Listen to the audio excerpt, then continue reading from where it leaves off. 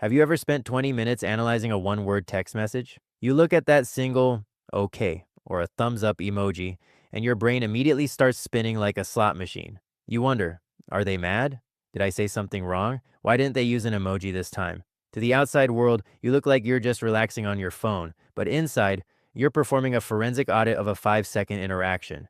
You know the feeling. It's 2 a.m., the house is quiet, and the rest of the world is asleep, but your brain is shouting. It's replaying a conversation you had at lunch or maybe a mistake you made in 2014. It's mapping out a what if scenario for a meeting that won't happen for another 3 weeks. You aren't lying awake because something went wrong. You're lying awake because your brain refuses to stop asking what might go wrong. If this sounds like your daily reality, I want you to know something that might surprise you. You're likely one of the most intelligent, emotionally aware, and perceptive people in your circle, but you're also the most exhausted. You aren't tired from physical labor or even a busy schedule. You are exhausted from the sheer weight of your own thoughts. Today, we are going to explore the hidden psychology of people who think too much. We're going to look at what's actually happening in your brain, the survival strategies you learned as a child, and why your greatest strength, your intellect, sometimes feels like it's eating you alive. The autopilot that won't turn off. To understand why you can't stop thinking, we have to look at a neurological system called the default mode network, or the DMN. Think of the DMN as your brain's background processing system. In a normal brain, this network is supposed to kick in when you aren't focused on a specific task, like when you're driving a familiar route, washing the dishes, or staring out a window. Its job is to help you reflect on your life, process your memories, and plan for the future. It is essentially your brain's autopilot. In most people, the DMN toggles off when they start doing something else. But in overthinkers, this network stays highly active, even during downtime. Your autopilot isn't just cruising, it's redlining. While your body is trying to rest, your DMN is generating a non-stop internal monologue. It's auditing your social interactions, checking for potential threats, and drafting responses to conversations that haven't even happened yet. You aren't thinking in the traditional sense, you are ruminating. Neurologically, this is often linked to an overactive prefrontal cortex. This is the CEO of your brain, the part responsible for complex analysis, logic, and self-reflection. In overthinkers, the CEO is a workaholic. It never leaves the office. It treats every minor social hiccup, like someone not waving back at you, as a corporate crisis that requires a 3-hour emergency board meeting. Your brain is essentially always online.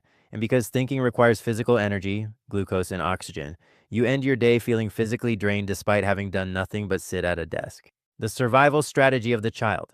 Why does a brain develop this way? For a large number of overthinkers, the habit begins in childhood or adolescence. It's rarely a defect you were born with. Rather, it's a brilliant adaptation to an environment that felt unpredictable. If you grew up in a household where moods shifted without warning, or where mistakes had disproportionate consequences, your young brain learned a very logical survival strategy. Anticipate everything. If you can predict a parent's anger before they even speak, you can stay safe. If you can analyze every possible outcome of your words, you can avoid conflict. Your brain learned that thinking equals protection. You survived your childhood by being the most observant person in the room. You became a master at reading micro expressions and tone of voice because your safety depended on it. The problem is that even though you are an adult now and the environment has changed, your nervous system is still running that same old software. It's still scanning for lions in a room full of kittens. Overthinking in this light isn't a personality flaw. It's a very smart nervous system doing exactly what it was trained to do: keep you safe by staying 10 steps ahead of the world. It's a survival tool that simply forgot how to turn off.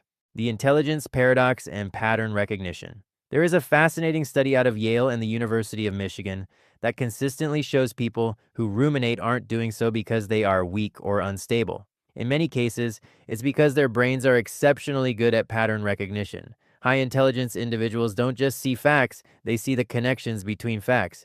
You aren't just thinking about the email you sent. You're thinking about how that email might affect your boss's perception of you, which might affect your promotion, which might affect your ability to pay your mortgage 3 years from now.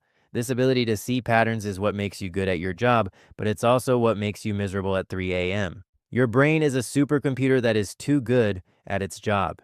It refuses to accept uncertainty. It believes that if it scans the data one more time, it will find the hidden meaning that solves the problem. But because social interactions and the future are inherently uncertain, your brain gets stuck in a loop. This leads to the illusion of mental progress. Because your brain is actively working, it feels like you are getting closer to a solution.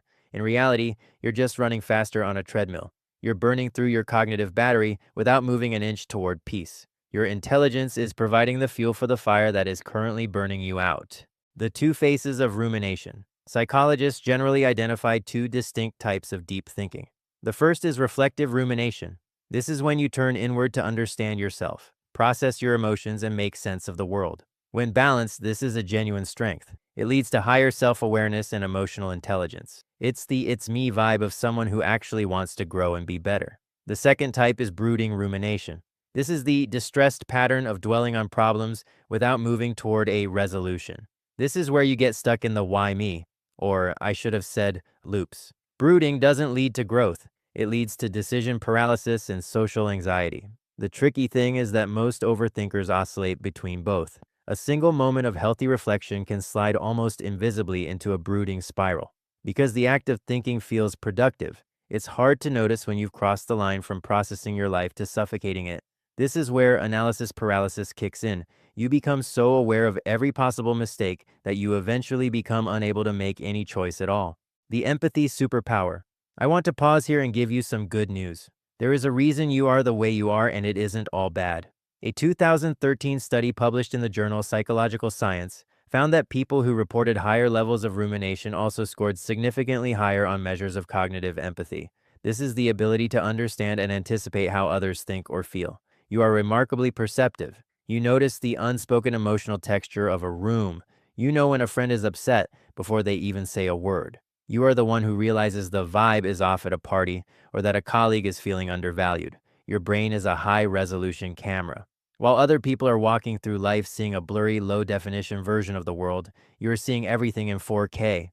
The very engine that makes overthinking so tiring is also what makes you remarkably kind, perceptive, and deep. You don't just exist in the world, you feel it. But perception without a filter is exhausting. You are essentially a sponge that absorbs every emotion and every possibility in the room, and eventually that sponge gets too heavy to carry. The goal isn't to stop being perceptive, it's to learn how to put the sponge down. The sky and clouds solution. So how do we heal?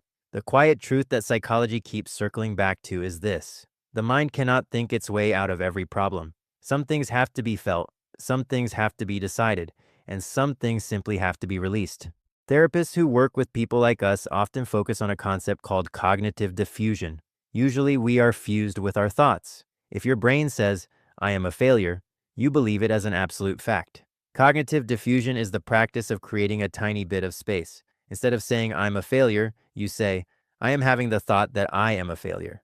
It sounds small, but it changes everything. It's the difference between being in the storm and watching the storm from a window. You have to teach your brain that it is finally safe enough to rest. You can do this through grounding, forcing your brain out of the default mode network and back into the physical world. When the spiral starts, move your body. Feel the weight of your feet on the floor. Listen to 3 specific sounds in the room.